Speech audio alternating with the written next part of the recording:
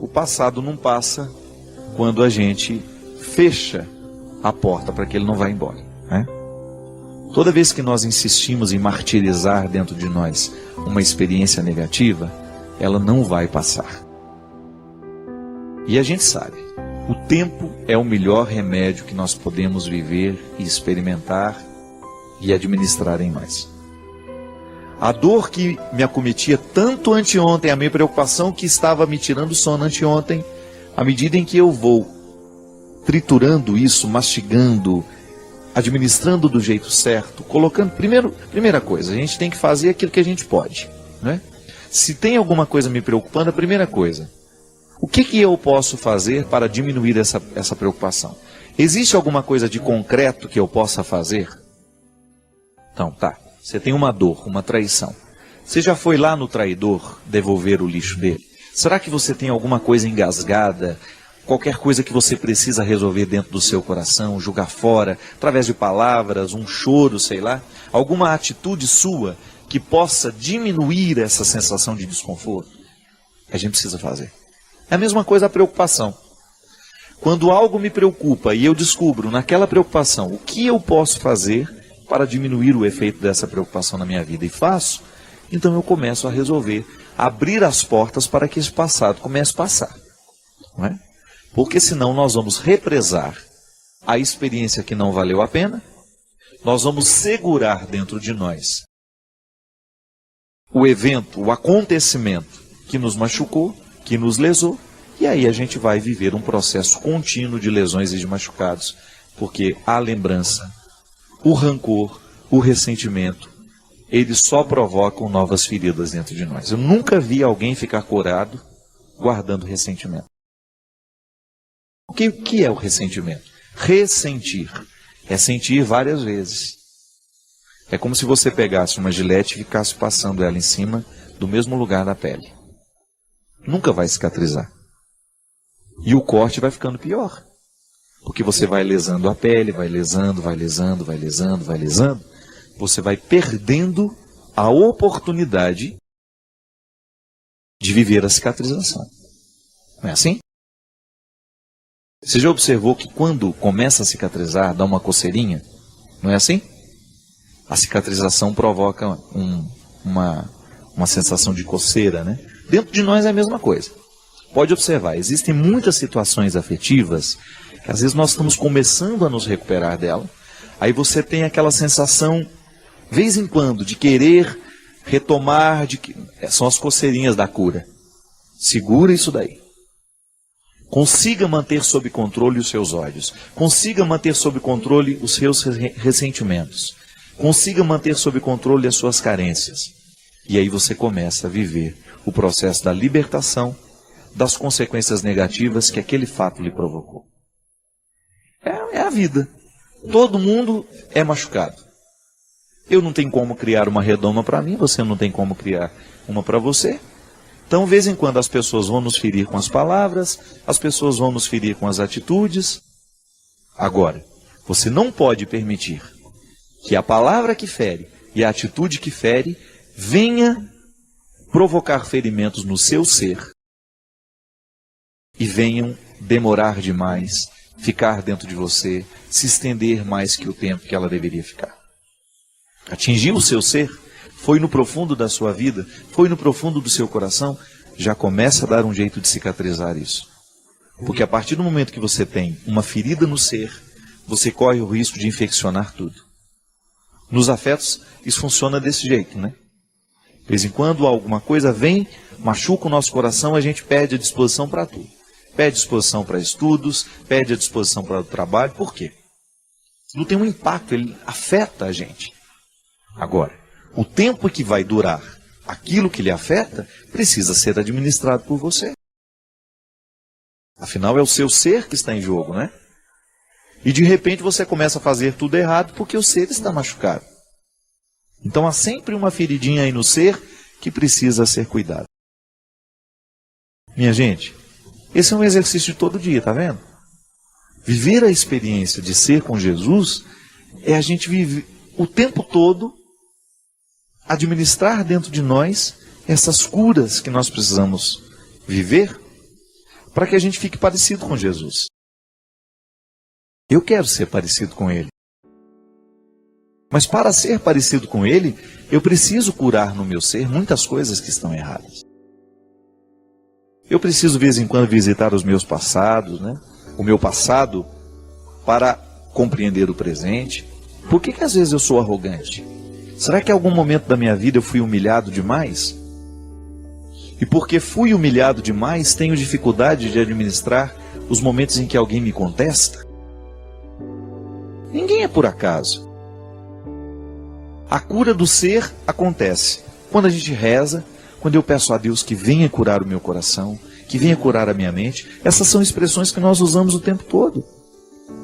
Mas Deus muitas vezes cura o nosso coração, cura a nossa mente, através da nossa reflexão. Quando você começa a colocar em ordem os seus sentimentos desordenados, quando você começa a retomar a harmonia que às vezes a vida e os acontecimentos retiraram. E é isso que eu desejo para você. Que no hoje da sua vida, da sua história, você esteja empenhado em curar as feridas do seu ser. Se te machucaram, se te magoaram, se te feriram, não leve isso com você. Só leve como ensinamento para você não fazer com o outro. Mas não permita que isso vire amargura. A tristeza, para ser criativa, ela tem que exercer dentro de nós o movimento da superação. Então, porque eu estou triste, porque eu estou magoado, chateado, eu observo aquele momento, eu vivo aquele momento como um propósito de superá-lo. Porque se eu não superar, eu corro risco de transformar nisso em amargura. E amargura não faz bem ao coração. Coração amargurado não consegue perceber a vida. Coração amargurado fica focado nas mesmas coisas. E quando a gente foca nas mesmas coisas, quando a gente não amplia o nosso olhar, a gente corre o risco de infelicitar a nossa experiência de vida. Eu desejo do fundo do meu coração que hoje o seu ser possa ser fortalecido.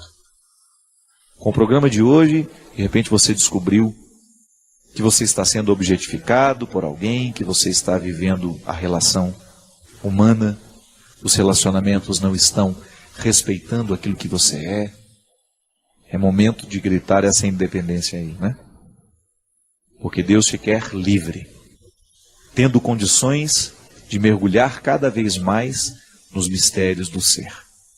Corrigindo o ser, consertando o que está errado aí no ser, sem dúvida as suas atitudes, as suas obras serão muito mais maduras, muito mais satisfatórias.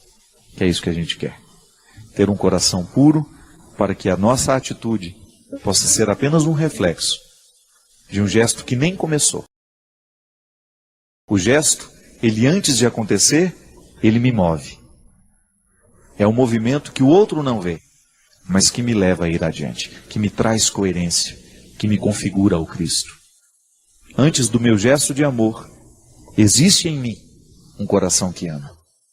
E isso precisa ser cuidado o tempo todo. Porque se aqui dentro o coração ficar fragilizado demais, ficar machucado demais, a gente corre o risco de transformá-lo num território infértil. Aí a atitude não vai adiantar nada. Porque quando a gente realiza um gesto de amor, não é só o outro que é beneficiado, mas eu também sou. Porque o amor, assim como faz bem a quem recebe, ele faz muito bem também a quem oferece. Nós somos tão cruéis na abordagem que nós fazemos sobre nós. Somos também cruéis com as abordagens que nós fazemos sobre os outros. Aliás, como nós erramos nessas visões que temos uns dos outros.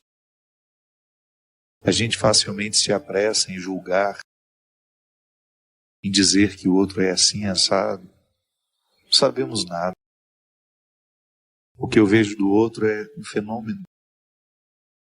É fenomenologia, é aquilo que se manifesta diante de mim. Mas aquilo que o outro se manifesta é tão pouco do que ele é.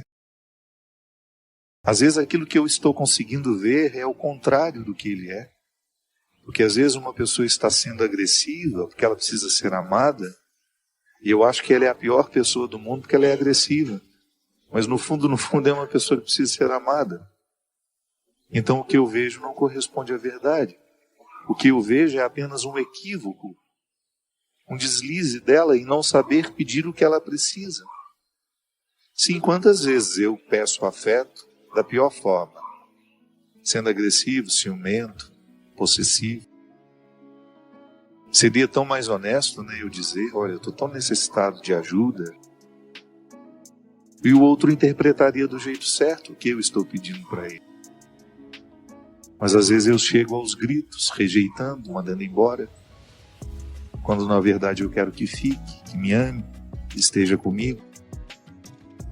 Então quando eu não sou honesto com o que eu sou, eu prejudico o outro me perceber. Mas eu erro comigo quando eu tenho uma visão distorcida de mim, quando eu me interpreto muito pior do que eu sou. E é interessante que uma pessoa que é pessimista em relação a si, a primeira coisa que ela expulsa dela é a possibilidade dela ser amada por Deus. Ela tem muita dificuldade de acreditar que Deus a ama, e muito menos que Deus a habita. Pensar isso, né? Eu sou um sacrário.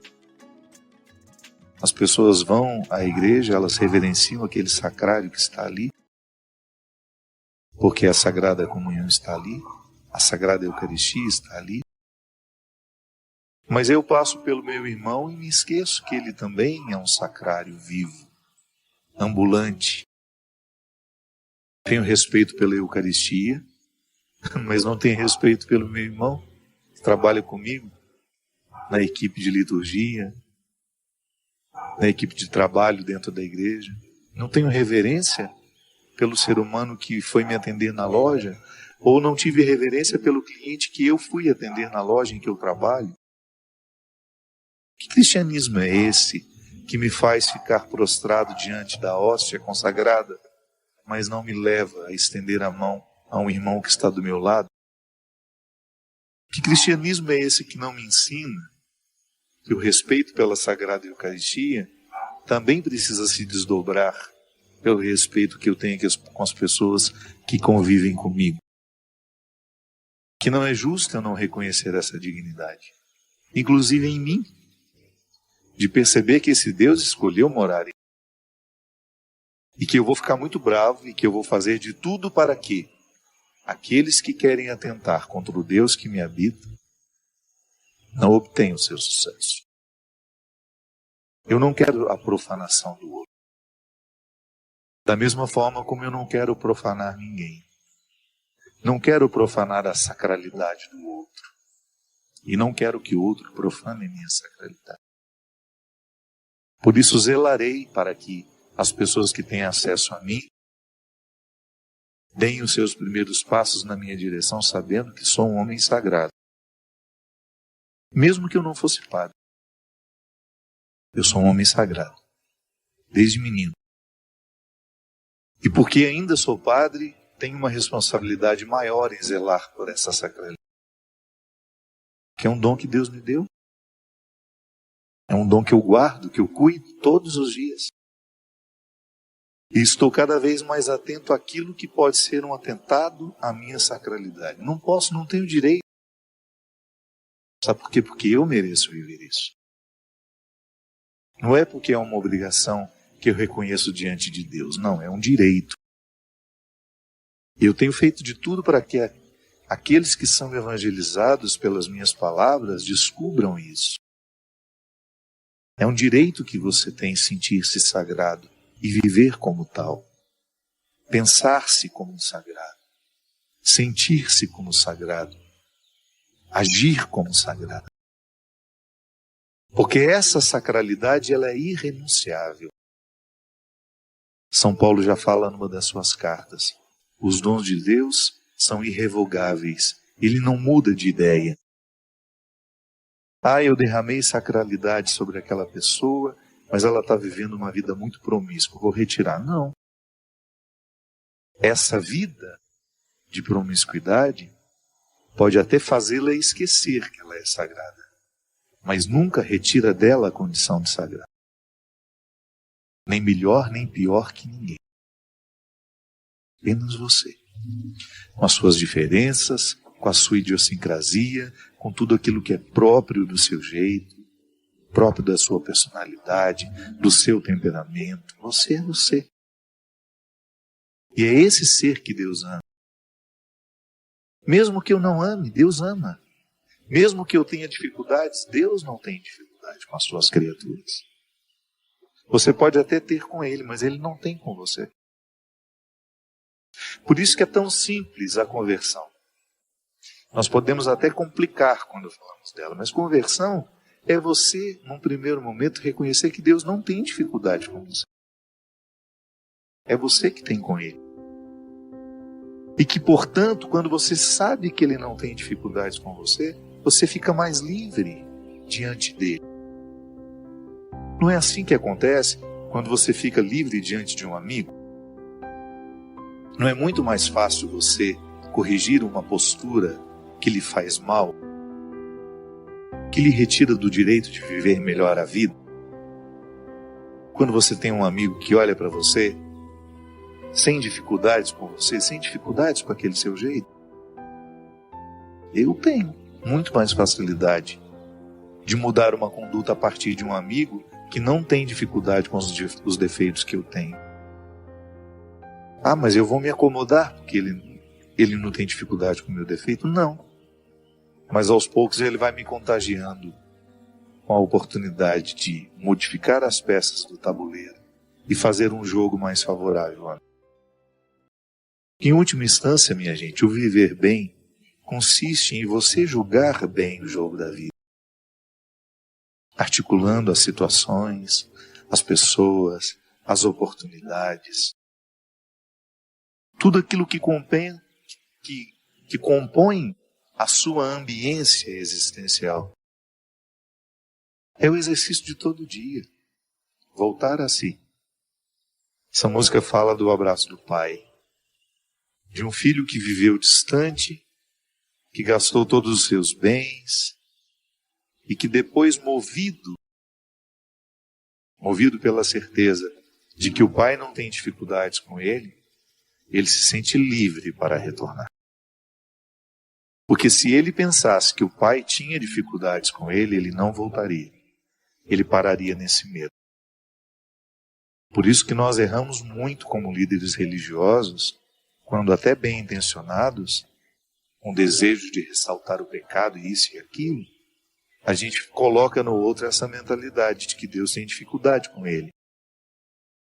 Quando eu coloco em alguém essa convicção de que ele está muito ruim e de que Deus tem dificuldade com ele, eu estou dificultando essa reaproximação. O que eu prego, o que eu vivo, tudo aquilo que eu faço como padre, precisa ser marcado por essa oportunidade que eu tenho de gratuitamente oferecer ao outro o dom mais precioso que eu tenho.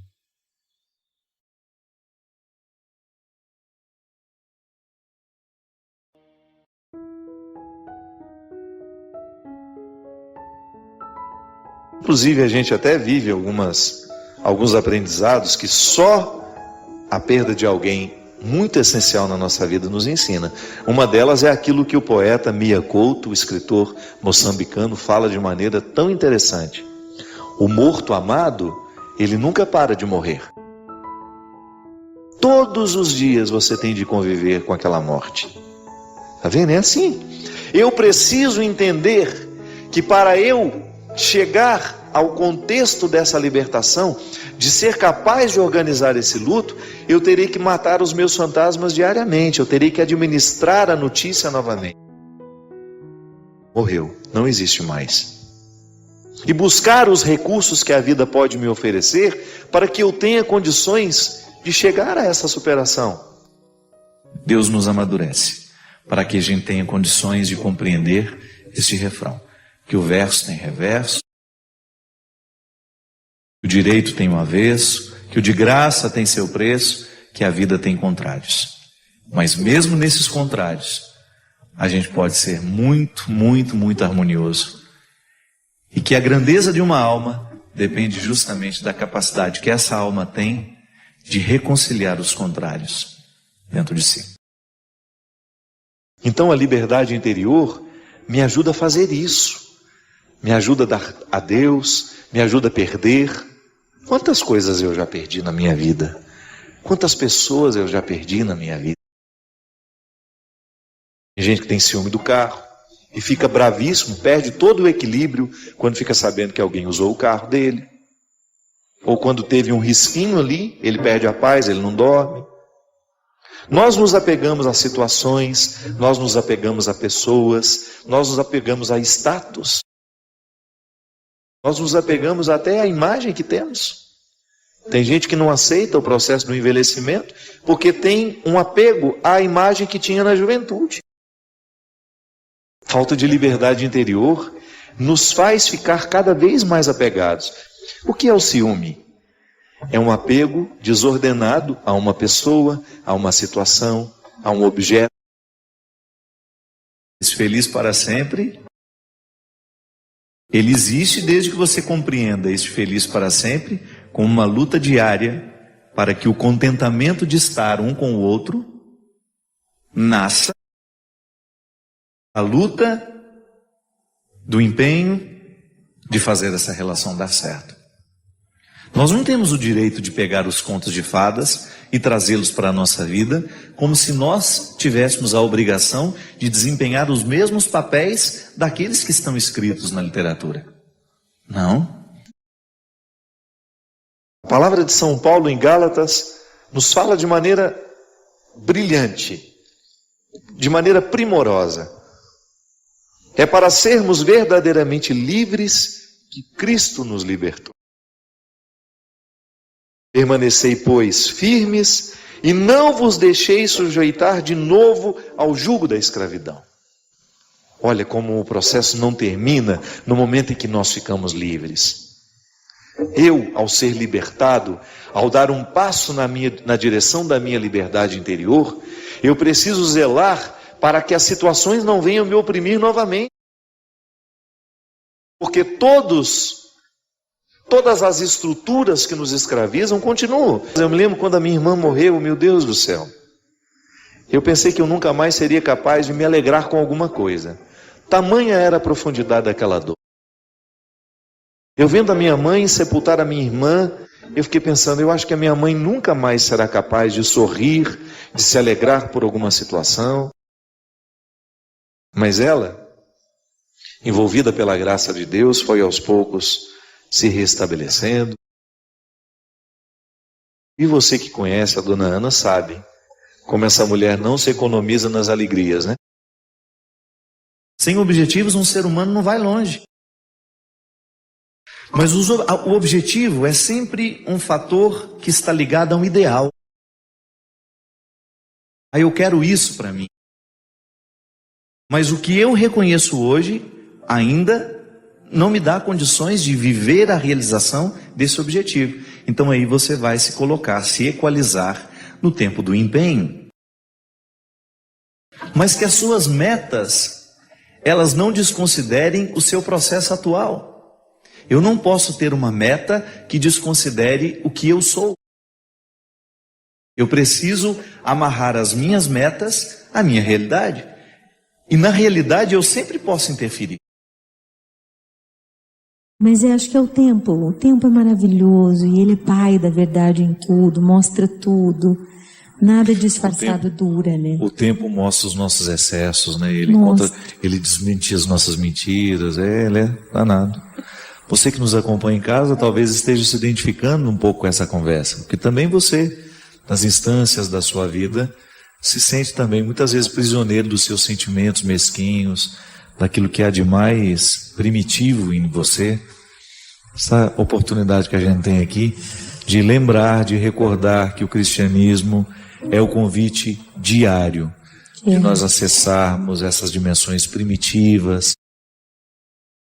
E é por isso, minha gente, que eu gosto de frisar sempre que o contexto da religião tem de ser o contexto do amadurecimento humano.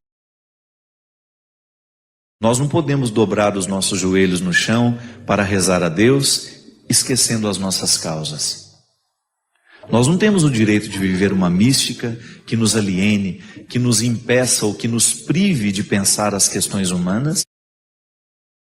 Nós não temos o direito de viver um relacionamento com Deus que não nos coloque na obrigação diária de olhar para aquilo que nós estamos vivendo, para aquilo que nós estamos escolhendo, para aquilo que nós estamos pensando.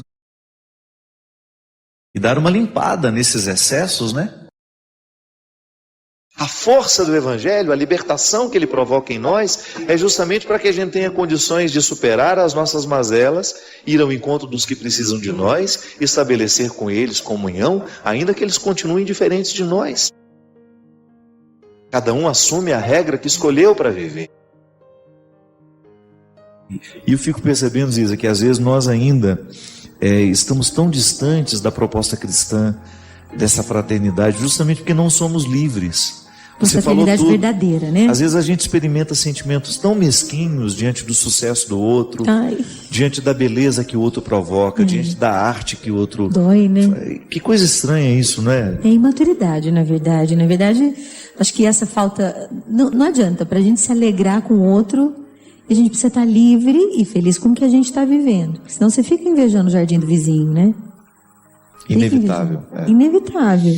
E se alegrar com o outro é bom, só porque é leve. Só acontece se for verdadeiro.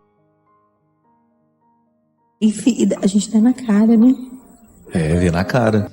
Mas se de vez em quando alguém não nos retira desse senso comum e nos apresenta uma maneira nova de interpretar a realidade, a gente corre o risco de ficar acorrentado nas mesquinharias, né, do senso comum.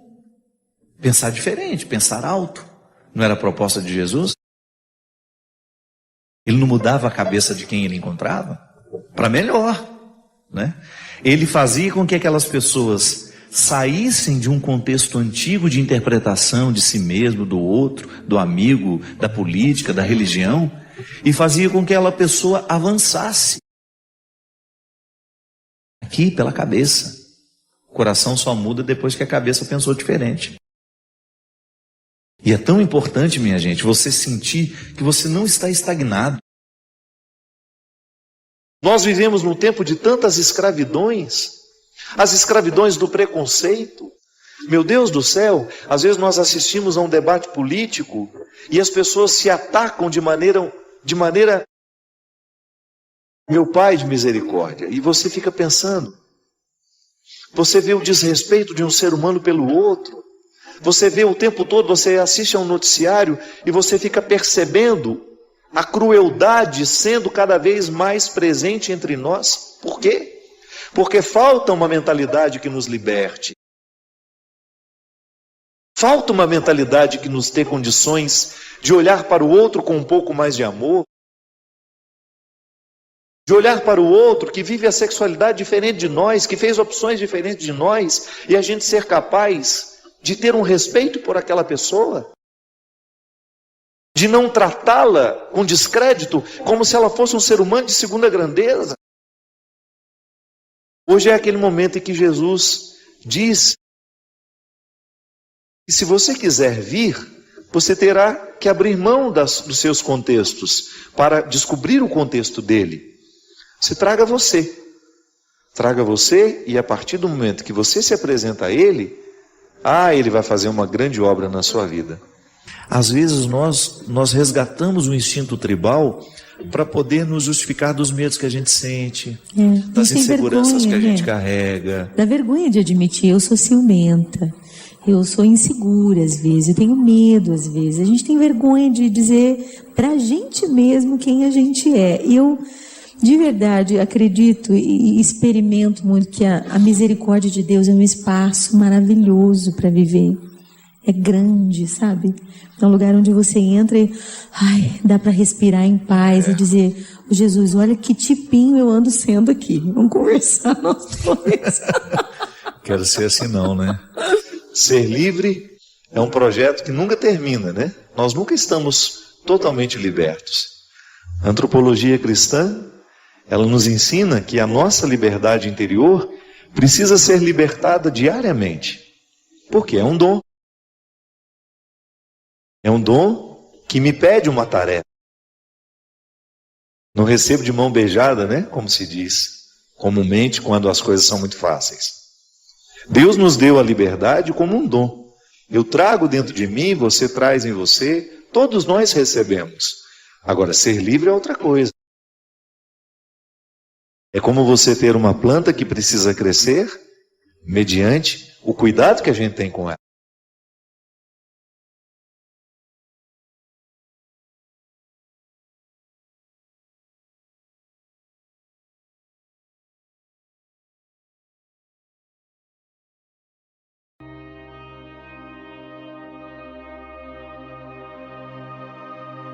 Você sabe que quando eu abri aqui, vou pegar um texto para a gente começar o programa, caiu exatamente nele.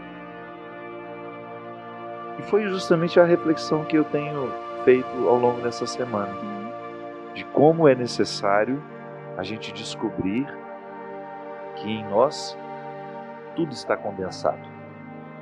A presença de Deus, a presença dos outros, e que se eu me recusar a viver fora da relação com esse poço que sou, eu me transformo num fantoche, me transformo num fantasma, Escravo me transformo dos nos outros, né? Eu vou viver as expectativas que estão fora. Diz agora, eu fico impressionado de ver, mesmo motivado pela música que nós estamos cantando, como chegar a este poço só é possível quando nós estamos acompanhados de pessoas que nos amam. Então a gente fica procurando o poço dos outros. Exatamente, né? ou comparando o nosso poço com os outros. É sempre uma força que às vezes a gente não entende como ela acontece e como ela chega até nós. Mas é incrível quando nós somos olhados, só olhados, amorosamente, nós somos capazes de tanto, de tanto.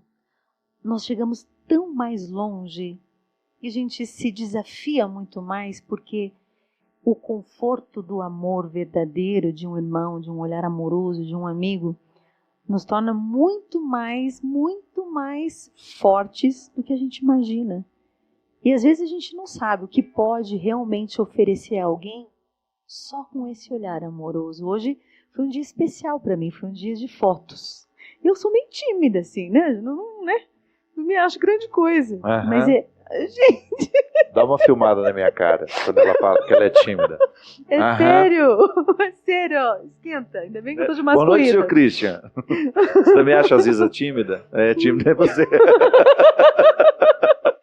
Fala assim. Mas você passou a tarde tirando fotos? Foi. É a coisa mais cansativa que existe na face da Terra. É cansativo, cansativo, dá vergonha, porque você fica assim, o que a pessoa tá vendo em mim? O que ela tá procurando? O que ela tá olhando? Mas ela, maravilhosa, com seu olhar de fada, Alice Venturi, além de ser uma exímia profissional maravilhosa, ela me olha com amor. Ela que fez a foto da minha capa da biografia.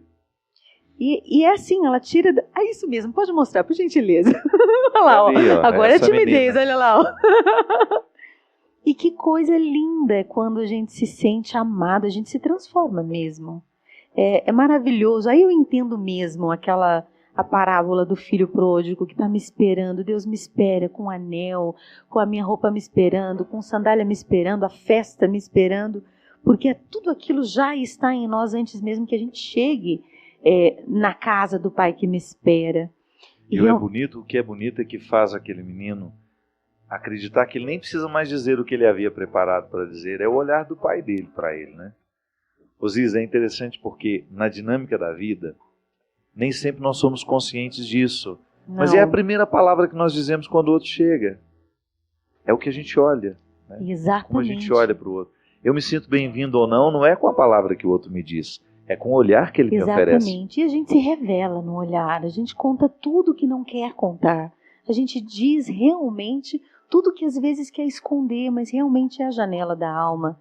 E faz tanta diferença quando eu me sinto amada em um lugar. Eu me sinto, e sou mesmo, mais competente, mais bem-sucedida, mais eficaz, mais amorosa e também mais paciente, também mais tolerante comigo mesma.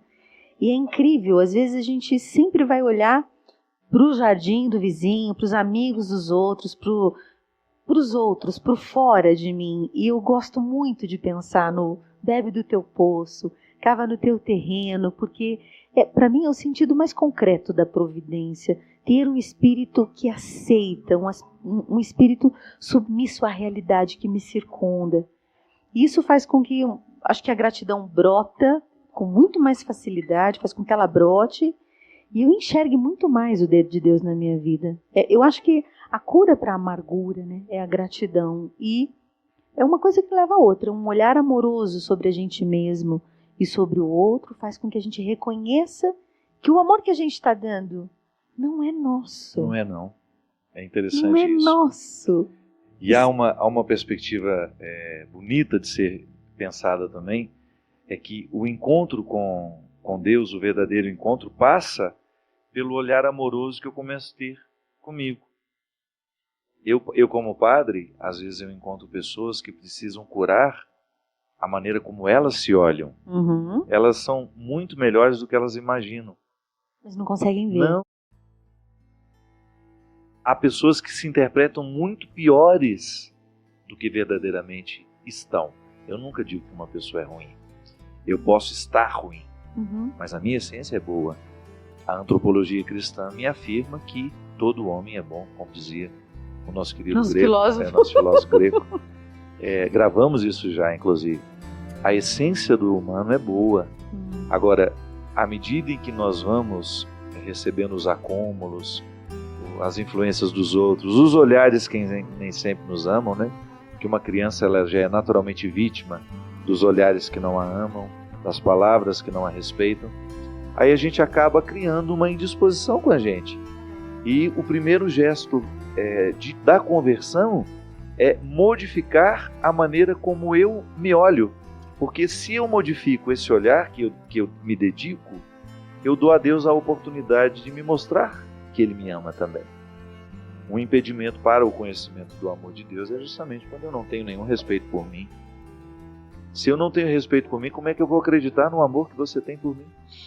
Às vezes a gente acha que esse respeito também só vai ser realmente vivido se eu recebo do outro, né? Eu espero que ele aconteça de fora para dentro, mas realmente ele é de dentro para fora, e muitas vezes de uma relação com Deus demorada, silenciosa, com tempo, e a gente vai criando coragem, porque às vezes a gente não tem tanta força para se respeitar, para dizer não, para dar os limites, porque no fundo a gente tem medo de ficar sozinho, medo de ser abandonado, medo de sentir a solidão apertando por dentro. E acho que a proximidade, né, o espaço que a gente dá para Deus para que Ele seja próximo, deixa a gente mais forte. É verdade. Bem vai mais sendo forte. Fortalecido aí. E naturalmente a gente vai sendo amado, né? Você vai se dando conta de que pode ser muito mais livre do que estava sendo. Que liberdade não é fazer com que todo mundo goste do que você está fazendo, mas que brote uma admiração assim. Nossa, gente, mas fulano é diferente, né? Bem diferente.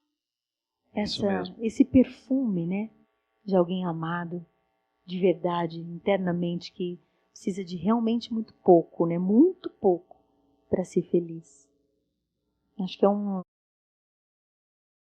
sagrado exercício esse de estar consigo mesmo, e mesmo quando é incômodo, porque às vezes a gente não está aguentando nem a gente mesmo, quer que os outros nos aguentem, né, Fabinho? Não temos a menor tolerância com a gente, e estamos exigindo isso do outro, né, porque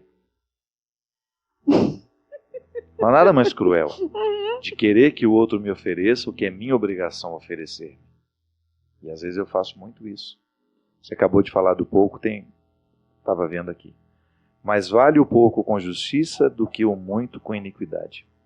Às vezes nosso tudo é pouco aos olhos dos outros. Sigamos mesmo assim. Importa é que sejamos fiéis ao olhar de Deus. Osísa, eu gostei muito dessa proposta de você oferecer, poderíamos dizer, gotas de sentido, que é o nome do livro, mas também de sabedoria, de palavras que possam provocar no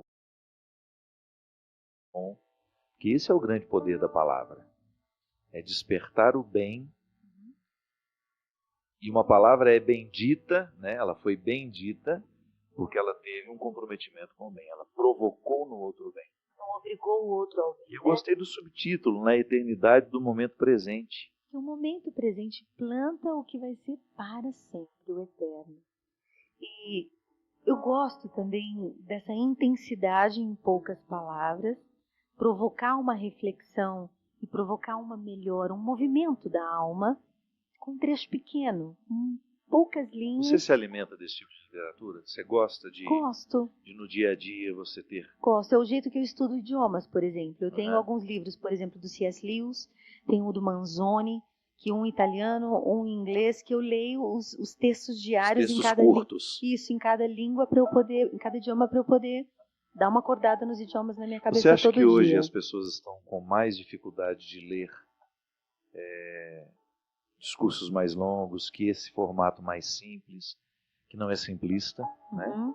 Tem profundidade no que você escreve, e ao mesmo tempo optar pelo formato breve facilita muito, né, para as pessoas. Eu acho que facilita para um começo, porque quando você toma gosto pela profundidade, naturalmente a tua sede não é saciada com qualquer coisa, não é saciado com um pouco, porque é um caminho que você vai galgando, uma montanha, ou o Castelo Interior de Santa Teresa, por exemplo. Você entra em um cômodo simples, mas você já não se satisfaz só com aquilo se a sua relação com essa proposta simples foi sincera, foi honesta, e você se dá conta da sede que tem.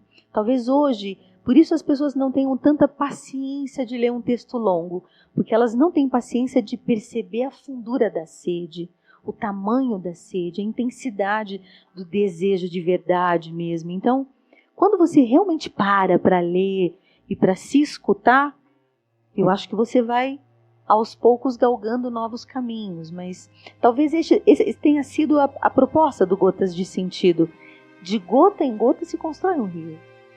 Dentro de si, de gota em gota, tudo fica bem maior. E é preciso regar um terreno que, em nós, na percepção sobre nós mesmos, para chegar até Deus, às vezes está ressecado, um terreno muito abandonado. E numa palavrinha, você pode ir acordando, e todo dia acordando um pouco, e vai começando a ter um pouco, pelo menos, de disciplina de escutar-se e naturalmente escutar o Deus que te habita.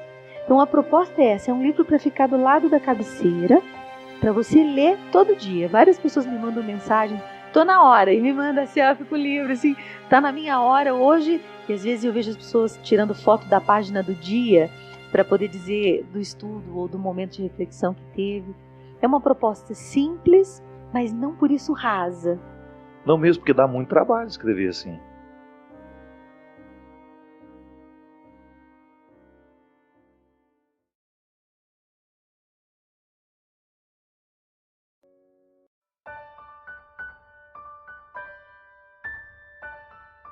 Muita gente, vou dar um exemplo simples para você entender.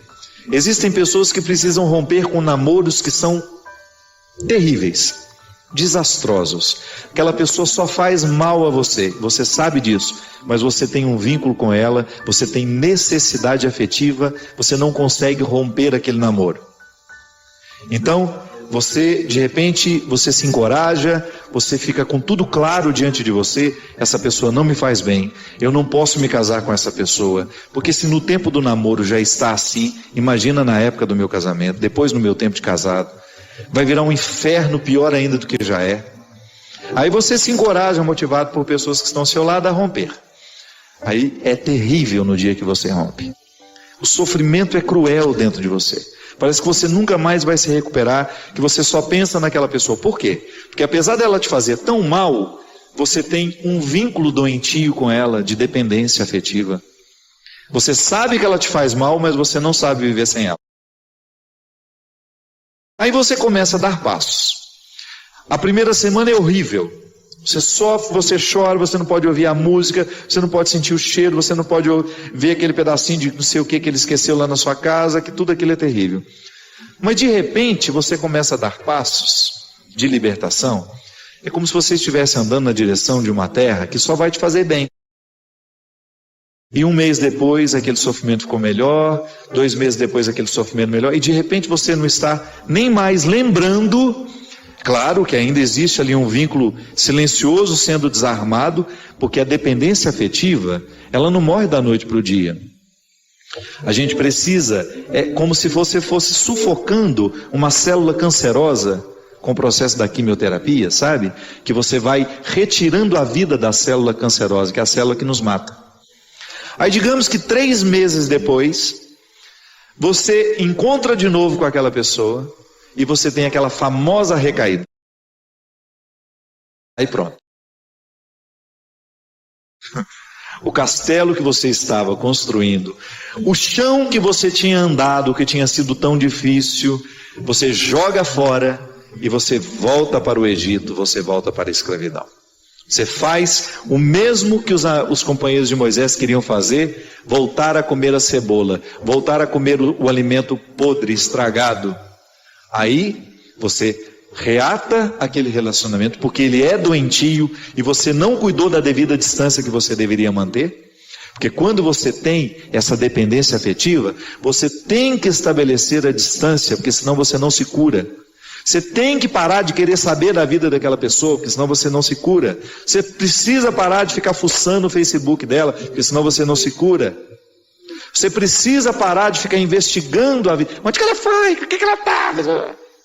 Você tem que cessar todos os pontos que podem lhe fazer querer voltar para o Egito. Porque senão você nunca vai se libertar. Aí 3 meses depois você está bela e formosa já, matando a célula cancerígena, você vai dar mais uns beijos na boca, volta àquela dependência horrorosa e o inferno retorna na sua vida. Na sua primeira semana é até bom que está tudo voltando. Daqui a pouco, minha filha, você está no inferno pior do que você estava 3 meses atrás. É assim. Quando a gente não sabe viver o desconforto que nos edifica, a gente se boicota o tempo todo. É como parar de beber, é como parar de fumar. Você fica sem fumar 1 ano e você comemora porque você parou de jogar aquela toxina cancerígena no seu organismo e de repente você vai lá e acende um cigarro de bobeira e aquele vício volta como se fosse um monstro capaz de te comer inteiro. Todo aquele sacrifício que você fez dos primeiros dias sem fumar vão para o saco. Por quê? Todo aquele sacrifício vai para o saco. Por quê? Porque você não foi capaz de viver o desconforto de renunciar. Minha gente, é impressionante como essa mão de Deus nos auxilia assim, nos fazendo conscientes do que nós precisamos romper na nossa vida. São situações que a gente precisa estabelecer limites para elas, porque senão a gente não vai ser curado nunca. A gente vai ficar eternamente doente na fila dos necessitados, chorando e mendigando um pãozinho de bondade do outro, um pãozinho de afeto do outro. Pelo amor de Deus, nós não fomos feitos para isso. Nós não fomos feitos para ficar arrastando dependentes afetivamente dos outros. A gente foi feito para amar. E o amor só tem sentido na nossa vida se for para nos edificar, se for para nos ajudar a atravessar o desconforto do deserto. Caso contrário, ele não faz sentido. Esse pseudo-amor, esse falso amor que às vezes a gente diz sentir um pelo outro, que não nos ajuda nos desconfortos do deserto. Eu preciso viver os meus desertos, você precisa viver os seus. E os verdadeiros amigos são aqueles que reconhecem os desertos que o outro precisa passar e fala: isso mesmo.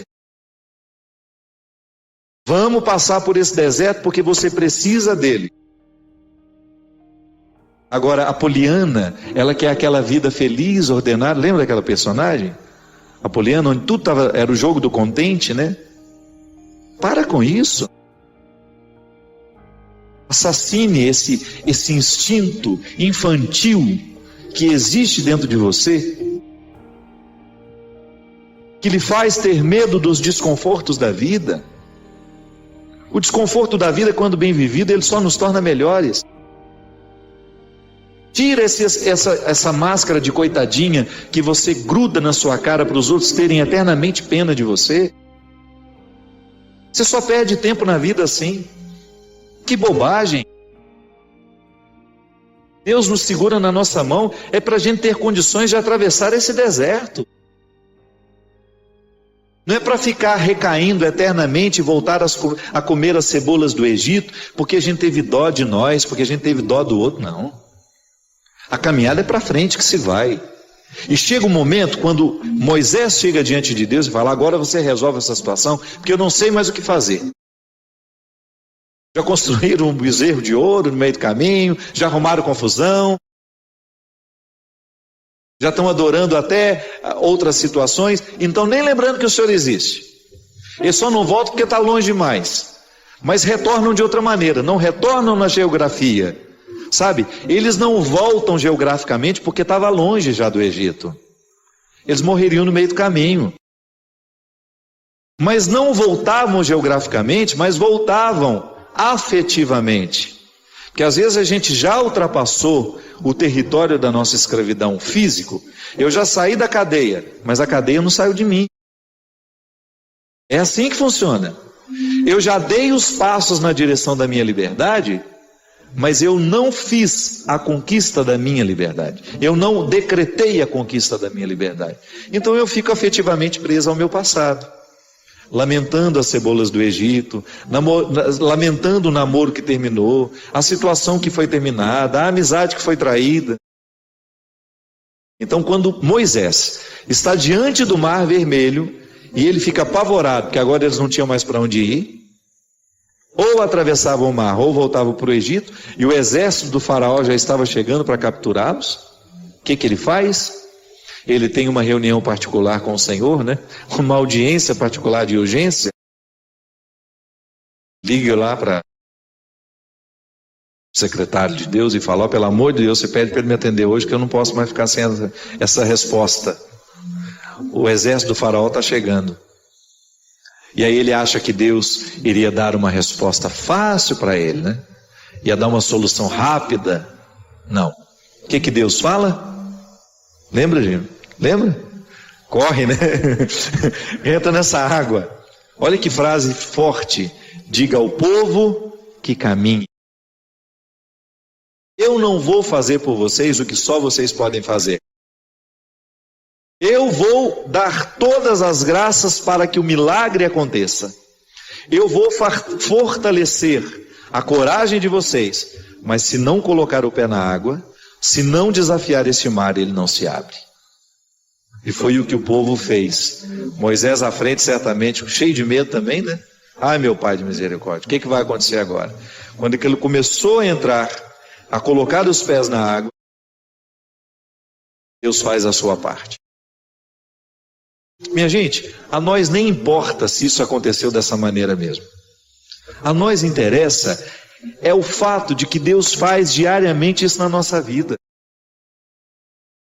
Sempre que eu me encorajo a vencer os mares que me desafiam, eu estou exercendo o cuidado de Deus na minha vida. Sempre que eu me encorajo a colocar o pé no mar que me ameaça, eu estou cumprindo a parte da promessa de que Ele estará sempre ao meu lado. Você faz a mesma coisa. Sempre que você desafia os seus mares, sempre que você enfrenta os seus desconfortos, quando você não tem medo do desconforto que lhe chega, quando você olha para ele de frente, você fala: e agora? O que é que nós vamos fazer a partir desse momento? O que você me traz de bom? O que você está me desafiando? Eu vou aqui recrutar as minhas melhores partes, porque só isso me interessa. Se o desconforto me chega, eu preciso atravessar esse deserto para poder alcançar essa parte da terra prometida que me espera. É assim que funciona. Não há uma fórmula mágica para a vida. Ainda que a gente não acreditasse em Deus, nós teríamos de viver os desconfortos que nos fazem crescer. Ainda quem não crê em Deus precisa enfrentar os desconfortos de sua história, de sua existência. Agora é claro que quando a gente acredita em Deus, quando nós acreditamos de que existe alguém superior a nós, nos capacitando para a gente fazer a travessia, um conforto a mais nos é oferecido. Por isso, baseados na experiência deste conforto que eu já fiz, que você já fez, em muitos momentos, quando essa mão de Deus cuidou de nós, e que a gente dá continuidade ao processo de caminhada, de enfrentamento. É enfrentamento, a palavra é essa. se a gente não vive os enfrentamentos diários dos nossos desertos, dos nossos conflitos, dos nossos medos, a gente nunca vai chegar. Obrigado pela sua companhia. Derrame sobre nós a bênção do Deus Todo-Poderoso, Ele que é Pai, Filho e Espírito Santo.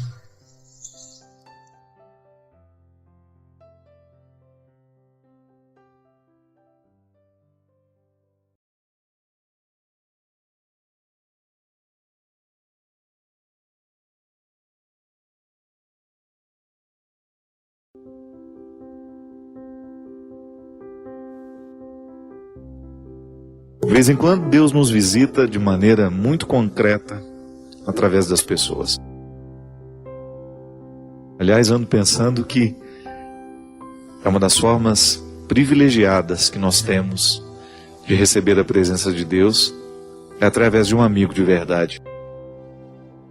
Digo isso porque é tão humano, né, amar, é tão humano sofrer, é tão humano perdoar, necessitar ser perdoado. É tão humano errar. E o amigo é com quem nós dividimos diariamente as dinâmicas destes verbos. Quando falo amigo, eu coloco a possibilidade de que tenhamos dentro de casa uma mãe que seja também uma amiga, um pai que seja também um amigo, nas devidas proporções, né? Uma amizade que não ofusca o papel fundamental daquela pessoa na nossa vida.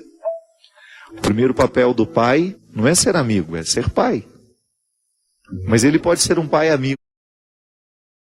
Quando nós encontramos em alguém a possibilidade de conjugar a mística cristã de maneira tão concreta, tão real, tão verdadeira, quando alguém, pelo mistério de ser quem é, nos acompanha, quando alguém no mistério de ser quem é, alivia a nossa existência.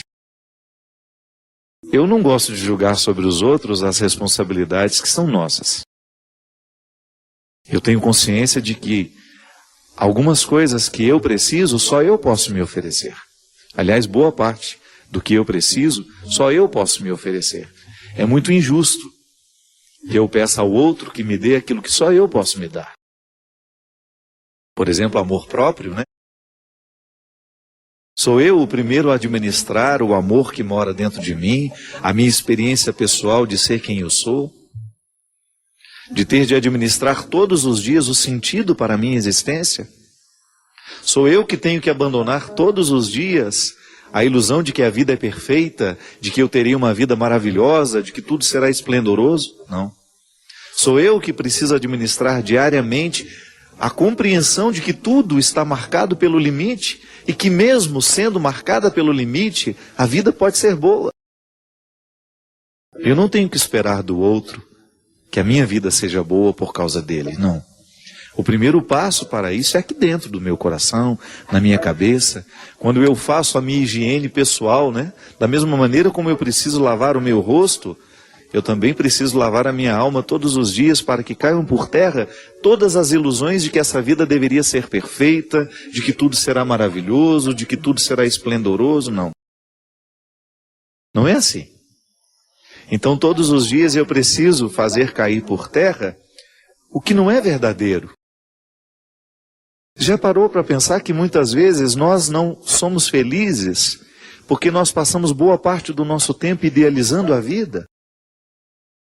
Idealizando as situações, as realidades, ou até mesmo cometendo esse crime cruel de ficar preparando sempre para o futuro uma alegria que deveria ser vivida hoje. É aquela mentira, né, que a gente escuta, a vida começa aos 40, isso é mentira. A vida começa toda hora. Como se aos 40 nós tivéssemos condições de interpretar o que passou como algo que não valeu a pena, com a possibilidade de projetar um futuro como se agora a vida estivesse valendo. Não, a vida vale toda hora. Mesmo quando nós experimentamos a mais atroz de todas as dores, quando nós experimentamos a morte, a vida sempre vale a pena. Eu não tenho o direito de ficar aqui hoje projetando uma alegria para o futuro sem me interessar pelo cotidiano que me rodeia. Esse é o meu sentido. Assim como preciso lavar o rosto todos os dias de manhã, eu preciso lavar a minha alma para que caiam todos os excessos que, infelizmente, coloco e permito que coloquem sobre ela. É o primeiro passo, minha gente, para que a vida seja possível. É o primeiro passo para que a gente tenha condições de administrar a existência com todos os fardos que são próprios dela. E nós não podemos abrir mão dos fardos que são próprios da existência. Não existe um sentido pronto. Por isso que eu gosto tanto do cristianismo, porque ele não nos ilude. Jesus em nenhum momento propõe aos seus seguidores uma vida maravilhosa e mágica, distante dos sofrimentos, distante das lutas. Porque Jesus compreende a vida como ela realmente é. Ela pode ser maravilhosa, pode. Mas ela também pode ser muito triste. E que é na arquitetura dessas duas possibilidades que nós nos posicionamos com a responsabilidade, então, de viver com dignidade aquilo que nos foi proposto hoje. E assim a gente é amigo, assim a gente é pai, assim a gente é irmão. Que há sofrimentos que estão ao nosso lado, que por mais que a gente seja solidário com aquele sofrimento, a dor continua sendo do outro. É o limite. É o limite que o pai precisa enfrentar todos os dias com o filho, ao olhar para aquela criança saindo com a sua mochilinha de ir para a escola, e o pai não ter condições de salvar aquela criança de todos os sofrimentos que ela terá de enfrentar naquele dia de aula. É assim que a gente ama muitas vezes, querendo colocar uma redoma de proteção para que o outro não sofra aquilo que nós precisamos sofrer para ser quem a gente é, mas aí nós cometemos uma injustiça. Você, se retirar o que você sofreu, se retirar as lutas que verdadeiramente você precisou travar para ser quem você é hoje, é provável que você não teria dado muito certo na vida, não. Então, no gesto de querer amar e proteger, nós queremos privar o outro de viver aquilo que realmente o fará crescer. Já observou como nós fazemos isso quando nós amamos? Aí a gente oferece ao outro um amor que desprotege. Muitas vezes, a nossa proteção é uma desproteção. Porque ao rodear o outro de todas as atenções e carinhos para que ele não sofra, nós estamos privando justamente do elemento mais humano, daquilo que nós podemos, que é inegável na nossa condição, que é justamente o fato de sermos limitados. Hoje eu precisei viver um dia rodeado pelos meus limites. Limites físicos, limites pessoais, humanos, psíquicos, emocionais. E mesmo assim, eu precisei dar conta da vida. Os meus amigos fazem parte desse processo. Mas o primeiro passo é sempre meu. E é aqui que Deus mora, minha gente. Nessa motivação. É aqui que a conversão precisa acontecer. É o que nós precisamos pedir a Deus todos os dias. Nós não queremos que Ele modifique a nossa vida. Nós queremos que Ele modifique quem somos. Porque se Ele modifica quem somos, é bem provável que naturalmente a gente modifique a vida que a gente vive. É aqui que Deus precisa agir, nesse núcleo central, onde o eu mora. Se é que nós podemos localizar onde é que o eu mora, né? Acredito que na nossa cabeça. Tudo que eu sou passa aqui pelo meu sistema cerebral, pela minha inteligência, pelas minhas aptidões. Tudo que você é passa pela sua cabeça. É por isso que eu digo sempre, né? A conversão é aqui. É no jeito como nós pensamos, é no jeito como nós olhamos para o Pai, é no jeito como nós olhamos para o Filho, é no jeito como nós olhamos para quem amamos. Por isso que o cristianismo é tão concreto. Porque ele modifica o nosso jeito de amar. Tá bom, eu quero amar, mas eu não quero colocar o outro numa redoma para receber o meu amor. Eu quero amar ao lado. Eu quero amar, mas sem privá-lo do sofrimento que ele terá de enfrentar quando a vida for dura para ele. E eu quero ser maduro o suficiente para entender que a vida é assim mesmo. Que eu não tenho o direito de criar dentro de mim um espírito de vítima que vai me justificar como um eterno fracassado, Porque às vezes acontece isso, minha gente. A vida, ao ser dura para cada um de nós, parece que nos dá o direito de um atestado de vítima que nós vamos sempre apresentar para justificar a nossa falta de coragem, a nossa falta de mobilidade, a nossa falta de esperança. Não é para ser assim. Ninguém nos prometeu que seria fácil. Em nenhum momento Jesus prometeu aos seus discípulos que seria fácil. Veja a linguagem que ele usou. Faça uma visita aos evangelhos e você vai ver que em nenhum momento Jesus deixou de falar de luta, de espada, de processos dolorosos, de cruz. Eu não me identifico mesmo com algumas perspectivas, algumas maneiras de interpretar o cristianismo. Quando você identifica que Deus está te abençoando somente porque você está ficando rico, somente porque você está se livrando dos problemas, você identifica que Deus está sendo uma bênção na sua vida, porque Ele te faz vencedor o tempo todo. Tudo bem. Não é nenhum problema você pensar a vitória como uma vocação que Deus nos dá. Mas nós não temos o direito de desvincular a vitória do processo de luta. Nós não temos o direito de dizer, pague o dízimo nessa igreja e a partir de agora você será um homem ou uma mulher abençoada. Não é assim que Deus age. Ou até mesmo identificar que muitas vezes o insucesso é identificado como falta da presença de Deus na nossa vida. Não. Muitas vezes o insucesso é um processo natural das escolhas que nós fazemos e Deus estará lá do nosso lado sim, no momento do insucesso. Eu não estou diabolizado no momento do meu insucesso. Eu não posso identificar a pobreza do outro como uma manifestação da não predileção de Deus por ele. Não. Deus está em todos esses lugares, Deus está com os fracassados, Deus está com os pobres, Deus está na miséria. Ali onde existe o miserável, Deus está presente. E se por acaso nós, com a nossa atitude, conseguirmos quebrar o poder daquela miséria por força do nosso empenho, que está sempre agraciado.